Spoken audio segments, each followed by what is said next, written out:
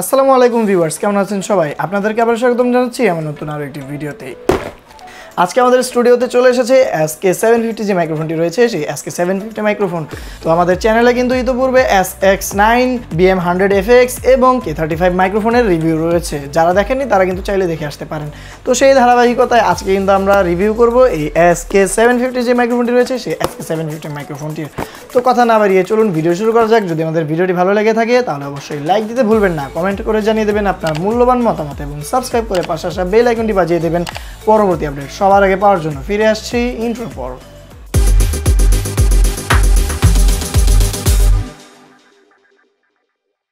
এই মাইক্রোফোনটি কেনার জন্য আপনারা চাইলে কিন্তু বাইতুল মোকাররম নিউ সুপার মার্কেট বিচিত্র ইলেকট্রনিক্সের সাথে যোগাযোগ করতে পারেন। ফুল ডিটেলস এবং ঠিকানা ডেসক্রিপশন বক্সে দেওয়া রয়েছে, চাইলে সেখান থেকে আপনারা কন্ট্যাক্ট করে আসতে পারেন।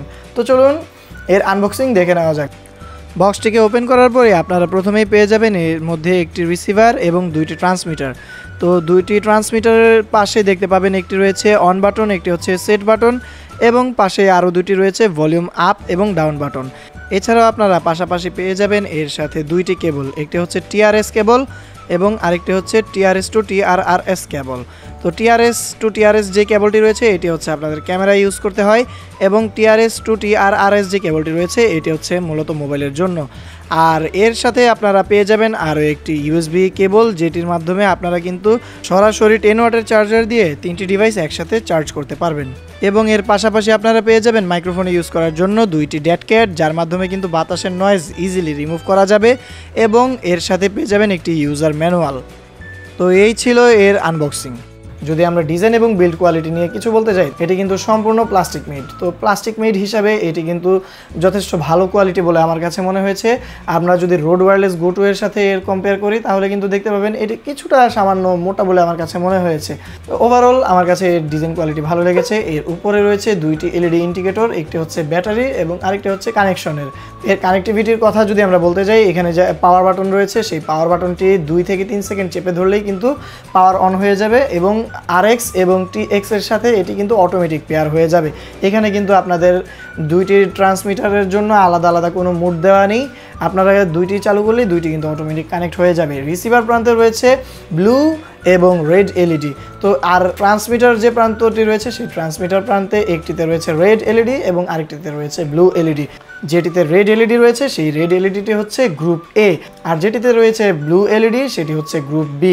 আপনারা যখন একটি ট্রান্সমিটার এবং একটি রিসিভার ইউজ করবেন তখন কিন্তু আপনারা দেখতে পাবেন, আপনারা যদি গ্রুপ এ ইউজ করে থাকেন তাহলে লাল বাতি জ্বলবে, রিসিভার প্রান্তের সাথে লাল বাতি কানেক্ট হয়ে যাবে। আর আপনারা যখন গ্রুপ বি এর সাথে কানেক্ট করবেন, অর্থাৎ একটি রিসিভার এবং গ্রুপ বি এর সাথে কানেক্ট করে ফেলবেন, তখন কিন্তু এটি ব্লু এলইডি কানেক্ট দেখাবে। যদি ব্লু এলইডি কানেক্ট থাকে তাহলে বুঝবেন দুইটি পেয়ার হয়ে গিয়েছে। আর পেয়ারও একদম easy, just plug and play on করলেই এটি কানেক্ট হয়ে যাবে।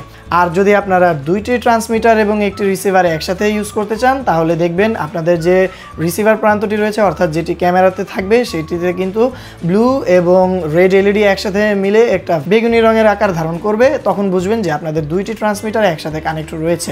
পাশাপাশি কিন্তু আপনারা চাইলে এর মাধ্যমে কিন্তু করতে পারবেন লাইভ মনিটরিং। আপনাদের যখন এটি গলায় থাকবে মাইক্রোফোনটি, তখন সেই মাইক্রোফোনের এইখানে যে হেডফোন পোর্টটি রয়েছে সেই হেডফোন পোর্টের মাধ্যমে কিন্তু আপনারা হেডফোন ইউজ করে আপনারা কিন্তু লাইভ মনিটরিং আপনাদের নিজেদের সাউন্ড নিজেরা শুনতে পারবেন। পাশাপাশি এর যে রিসিভারটি রয়েছে সেই রিসিভার প্রান্তে যখন এটি ক্যামেরা বা মোবাইলে অ্যাড থাকবে তখন কিন্তু এইখান থেকে যে হেডফোন পোর্টটি রয়েছে সেই হেডফোন পোর্টের মাধ্যমে তখন কিন্তু আপনারা লাইভ অডিও মনিটরিং করতে পারবেন। তো সেক্ষেত্রে যাদের ক্যামেরায় কোনো ধরনের বা মোবাইলে কোনো ধরনের সাউন্ড মনিটরিংয়ের সিস্টেম নেই তাদের জন্য কিন্তু এটি একটি অ্যাডভান্স ফিচার বলে আমি মনে করি। বক্স কম্পোনেন্টের ভিতরে আপনারা যে ড্যাট ক্যাটটি পেয়ে যাবেন সেই ড্যাট ক্যাটটি কিন্তু এটির নয়েজ ক্যান্সেলিং সিস্টেম হিসেবে কাজ করবে। এই মাইক্রোফোনটিতে যেহেতু কোনো প্রকার অ্যাক্টিভ নয়েজ ক্যান্সেলিং সিস্টেম দেওয়া নেই, তাই সেই ক্ষেত্রে আপনাদের কিছুটা নয়েজ চলে আসবে। কিন্তু আপনারা যদি বাতাসের কিছুটা নয়েজ রিডিউস করতে চান তাহলে অবশ্যই এই ড্যাট ক্যাটটি আপনাদেরকে ইউজ করতে হবে। আর এই মাইক্রোফোনে ব্যবহার করা হয়েছে অমনিডিরেকশনাল প্যাটার্নের কন্ডেন্সার মাইক্রোফোন, যার ফলে কিন্তু আপনারা চারপাশ থেকেই সাউন্ড রেকর্ড করতে পারবেন। এটি যেহেতু 2.4 GHz ওয়্যারলেস কমিউনিকেশন সিস্টেমের মাধ্যমে এটি আপনাদেরকে সাউন্ড প্রোভাইড করে থাকে, যার ফলে কিন্তু আপনার 20 মিটার দূর থেকে এটি কিন্তু একদম ক্লিয়ার অডিও আপনারা ক্যাপচার করতে পারবেন। আপনারা কিন্তু চাইলে পাশাপাশি আপনারা যদি কোনো ধরনের এক্সটার্নাল মাইক্রোফোন ইউজ করতে চান তাহলে কিন্তু এখানে পোর্ট দেওয়া রয়েছে। এই পোর্টের মাধ্যমে কিন্তু আপনারা চাইলে যে কোনো ধরনের এক্সটার্নাল যে ল্যাভেলিয়ার মাইক্রোফোনগুলো রয়েছে অথবা বুম মাইক্রোফোনগুলো রয়েছে সেই মাইক্রোফোনগুলো কিন্তু ওয়্যারলেসলি আপনারা কন্ট্রোল করতে পারবেন, এটির যদি ইনবিল্ড মাইক্রোফোনের সাউন্ড আপনারা ক্যাপচার করতে না চান। তো সেই ক্ষেত্রে কিন্তু আপনাদের একটা ভোগান্তি আমি লক্ষ্য করেছি, সেটি হচ্ছে আমরা যখন বয়া মাইক্রোফোন দিয়ে এটিকে রেকর্ড করছিলাম ওয়্যারলেস সিস্টেমের মাধ্যমে তখন কিন্তু এর ভোকালটা ফেটে যাচ্ছিল, অর্থাৎ ভয়েসটা ফেটে যাচ্ছিল। কিন্তু আমরা যখন বয়া M1 Pro ইউজ করছিলাম, আমাদের যে বয়া M1 Pro মাইক্রোফোনটি রয়েছে সেই বয়া M1 Pro মাইক্রোফোনটির সাথে কিন্তু এটা আবার খুবই ভালো একটা পারফরমেন্স আমাদেরকে ডেলিভার করতে পেরেছে যখন এটিকে আমরা ওয়্যারলেসলি কানেক্ট করেছিলাম বয়া M1 Pro এর সাথে। শুধু তাই নয়, পাশাপাশি আপনারা যদি এর সাথে প্যানাসোনিক বুম মাইক্রোফোন এবং আমাদের যে কন্ডেন্সর শর্টগান মাইক্রোফোনটি রয়েছে সেই শর্টগান মাইক্রোফোনও কিন্তু আমরা এর সাথে অ্যাড করেছিলাম। তো নেক্সট টাইম কিন্তু আমরা এর সাথে shotgun microphone, broom microphone, লেভেলিয়ার microphone এবং রোড ওয়্যারলেস গো মাইক্রোফোনের কিন্তু একটি কম্পেয়ারের ভিডিও নিয়ে আসবো, সেটি দেখতে কিন্তু আমাদের চ্যানেলে অবশ্যই চোখ রাখবেন। এবং পাশাপাশি এর সাউন্ড টেস্ট নিয়েও কিন্তু রোড মাইক্রোফোনের সাথে একটি কম্পেয়ার ভিডিও চলে আসবে আমাদের চ্যানেলে, সেই জন্য কিন্তু আমাদের চ্যানেলটিকে সাবস্ক্রাইব করতে ভুলবেন না। এবার কথা বলা যাক এই মাইক্রোফোনটির ব্যাটারি ব্যাকআপ নিয়ে। এর ভেতরে যে ব্যাটারিটি ব্যবহার করা হয়েছে 3.7 ভোল্টের যে ব্যাটারি, এই ব্যাটারি কত অ্যাম্পিয়ার সেটি উল্লেখ করা হয়নি, কিন্তু কোম্পানি ক্লেম করছে এটি দ্বারা কিন্তু আপনারা মোটামুটি 3 থেকে 3.5 ঘন্টারও বেশি সময় ব্যাকআপ পেয়ে যাবেন। আর যদি আপনারা সিঙ্গেল ট্রান্সমিটার ইউজ করেন সেক্ষেত্রে অবশ্যই এর ব্যাটারি ব্যাকআপ কিছুটা বেশি থাকবে বলে আমি মনে করছি। আমাদের সাধারণ ইউজেও কিন্তু আমরা মোটামুটি এর থেকে প্রায় 3 ঘন্টার উপরেই ব্যাটারি ব্যাকআপ পেয়েছিলাম সিঙ্গেল ট্রান্সমিটার ইউজ করে। তো এই মাইক্রোফোনটি কিন্তু 5 ভোল্ট 1 অ্যাম্পিয়ার সাপোর্টেড, যার ফলে কিন্তু আপনারা 5 ওয়াটের চার্জার দিয়ে এটিকে চার্জ করতে পারবেন। অ্যারাউন্ড এটিকে চার্জ করতে আমার 1 থেকে 1.5 ঘন্টার কিছু বেশি সময় লাগছিল। এর বক্সে থাকা যে 3টি কেবল রয়েছে সেই 3টি কেবলের সাহায্যে আমরা 5 ভোল্ট 1 অ্যাম্পিয়ারে প্রায় 1.5 ঘন্টার মতো লেগেছিল এর 3টি ট্রান্সমিটার এবং রিসিভার একসাথে চার্জ করার জন্য। তো ভিউয়ার্স, এখন কিন্তু আপনারা শুনতে পাচ্ছেন আমাদের যে SK750 মাইক্রোফোনটি রয়েছে সেই SK750 মাইক্রোফোনের সাউন্ড টেস্ট। এতক্ষণ আমরা স্টুডিওতে বসে এর সাউন্ড টেস্ট করছিলাম, তো চলুন বাইরে যাওয়া যাক এর ফ্রিকোয়েন্সি এবং লেটেন্সি চেক করার জন্য এটি কেমন পারফরমেন্স করে আউটডোরে। তো ভিউয়ার্স, এতক্ষণ কিন্তু আপনারা আমাদের যে স্টুডিওতে বয়া M1 মাইক্রোফোনটি রয়েছিল এবং ডাবিং শুনতে পাচ্ছিলেন BM100FX মাইক্রোফোনটির ডাবিং এর সাউন্ড কোয়ালিটি। তো এখন আমরা আমাদের যে ক্যানন 80D রয়েছে সেই ক্যানন 80D ক্যামেরার সাথে আমাদের যে SK750 মাইক্রোফোনটি রয়েছে এটিকে কিন্তু আমরা কানেক্ট করে ফেলেছি। তো কানেক্ট করার ওয়েটা আর আমরা দেখালাম না, একদম ইজিলি আপনারা যেভাবে ক্যামেরাতে মাইক্রোফোন সেট আপ করেন সেভাবেই সেট আপ করেছি। তো এখন আমরা আউটডোরে দেখাচ্ছি যে নয়েজ যেখানে আছে সেই জায়গায় আপনাদের এই মাইক্রোফোনটি কেমন সাউন্ড কোয়ালিটি প্রোভাইড করবে আপনাকে, আর এখানে কোনো সাউন্ডের লেটেন্সি রয়েছে কিনা।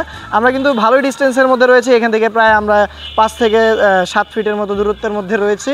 তো এটি কিন্তু মোটামুটি 20 মিটার পর্যন্ত আপনার এরিয়া কভার করে থাকে। এটার যদিও আমার 20 মিটার পেছনে জায়গা নাই, না হলে আমি দেখাতে পারতাম 20 মিটার যে কতটুকু পর্যন্ত যাওয়ার পর এটি আর সাউন্ড রেকর্ড করে না। তো মোটামুটি 20 মিটার কিন্তু ভালোই রেঞ্জ বলে আমার কাছে মনে হয়েছে। তো এখন যদি আমি দেখাই আপনাদেরকে, আমি কিন্তু মোটামুটি বিশাল একটা দূরত্বের মধ্যে রয়েছি, জায়গাটা কিন্তু ভালোই পরিমাণ দূরত্ব। তো আপনার ওয়াইড অংশটি দেখে কিন্তু আপনারা বুঝতে পারছেন যে আমাদের সাউন্ড কতটুকু দূর থেকে ক্যামেরায় রেকর্ড হচ্ছে। তো এই ছিল আমাদের এই SK750 মাইক্রোফোনের সাউন্ড টেস্ট। ভিউয়ার্স, এখন আপনারা আমাকে শুনতে পাচ্ছেন Redmi Note 9 Pro মোবাইলের সাথে কানেক্ট করা SK750 মাইক্রোফোনের সাউন্ড টেস্ট। আর এই সাউন্ড টেস্টের মাধ্যমে বুঝে গিয়েছেন মোবাইলে কেমন সাউন্ড ক্যাপচার করে থাকে। আমার কাছে এর সাউন্ড কোয়ালিটি ভালোই বলে মনে হয়েছে। আর এই মাইক্রোফোনটিকে মোবাইলে ইউজ করার জন্য আপনাদেরকে অবশ্যই ওপেন ক্যামেরা অথবা HDCam 2 ইউজ করতে হবে। এই সফটওয়্যারের আপনারা সেটিংস অপশনে চলে যাবেন, সেইখান থেকে ভিডিও সেটিংসে চলে যাবেন। ভিডিও সেটিংস থেকে অডিওর যে এক্সটার্নাল মাইক্রোফোনটি রয়েছে সেটিকে অ্যানাবল করে দিতে হবে, তাহলে কিন্তু আপনারা এই মাইক্রোফোনটির সাহায্যে রেকর্ড করতে পারবেন। তো ভিউয়ার্স, এতক্ষণ কিন্তু কথা বলছিলাম এর পজিটিভ সাইড নিয়ে, এখন একটু কথা বলা যাক এর নেগেটিভ সাইড নিয়ে। নেগেটিভ সাইড নিয়ে যদি আমরা একটু বলতে চাই, এর যে সেট বাটনটি রয়েছে এই সেট বাটনটির সম্বন্ধে আমি কিন্তু ক্লিয়ারলি কোনো প্রকার ধারণা পাইনি এর ম্যানুয়াল থেকে অথবা গুগলে সার্চ দিয়েও। এর মাধ্যমে যে কী কাজ করে আমি সেটা এখন পর্যন্ত জানতে পারিনি। যদি আপনারা কেউ ইউজ করে থাকেন কমেন্ট বক্সে জানিয়ে দেবেন যে সেট বাটনের কোনো কাজ পেয়েছেন কিনা। আমি কিন্তু এখন পর্যন্ত এর সেট বাটনের কোনো কাজ পাইনি। পাশাপাশি এর যদি আরেকটা নেগেটিভ দিক বলতে চাই, সেটি হচ্ছে এটি যখন আপনারা ইউজ করবেন গলায় যে ট্রান্সমিটারটি থাকবে এবং আপনাদের ক্যামেরায় বা মোবাইলে যে রিসিভারটি থাকবে সেই রিসিভারটির সাহায্যে আপনারা যখন রেকর্ড করবেন তখন কিন্তু মাইক্রোফোনটি কিছুটা হিটিং ইস্যু দেখা দিবে। হিটিং ইস্যু বলবো না, কিন্তু কিছুটা সামান্য গরম হয়ে যাবে। এটি সম্ভবত ব্যাটারি গরম হওয়ার কারণেও হয়ে থাকতে পারে। তো ভিউয়ার্স, আমরা চলে এসেছি এই মাইক্রোফোনের রিভিউর একদম শেষ প্রান্তে। এই মাইক্রোফোনটি অ্যারাউন্ড 4.5 থেকে 5,000 টাকার ভেতরে যে পারফরমেন্স ডেলিভারি করে, এটি আমার কাছে একদম বেস্ট বলে মনে হয়েছে। কিন্তু এর ভোকাল কোয়ালিটি আর একটু নয়েজ রিডাকশন করতে পারলে আমার কাছে আর একটু ভালো লাগতো।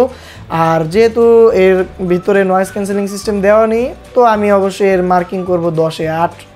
আর এটি আপনারা কিনবেন কি কিনবেন না যদি আমি বলতে যাই, তাহলে এই দামের ভেতরে কিন্তু এটি খুবই ভালো পারফরমেন্স ডেলিভারি করে বলে আমার কাছে মনে হয়েছে। এর আরেকটি বড় ভাই রয়েছে, সেটি হচ্ছে SK750 যে মাইক্রোফোনটি রয়েছে সেই মাইক্রোফোনটি।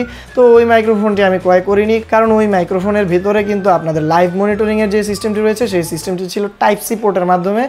এই মাইক্রোফোনটিতে কিন্তু আপনারা হেডফোন পোর্টের মাধ্যমে এটিকে কন্ট্রোল করতে পারবেন না। তো এই ছিল আমাদের আজকের ভিডিও। আশা করি ভিডিওটি ভালো লেগেছে। আর আমাদের ডিসক্রিপশন বক্সে আমাদের ফেসবুক পেজ এবং গ্রুপের লিঙ্ক দেওয়া রয়েছে। আমরা চেষ্টা করি প্রত্যেকের মেসেজের রিপ্লাই দেওয়ার জন্য। আপনারা যারা আমাদের সাথে যোগাযোগ করতে চান তারা কিন্তু আপনারা চাইলে আমাদের ফেসবুক পেজ এবং গ্রুপে নক করতে পারেন।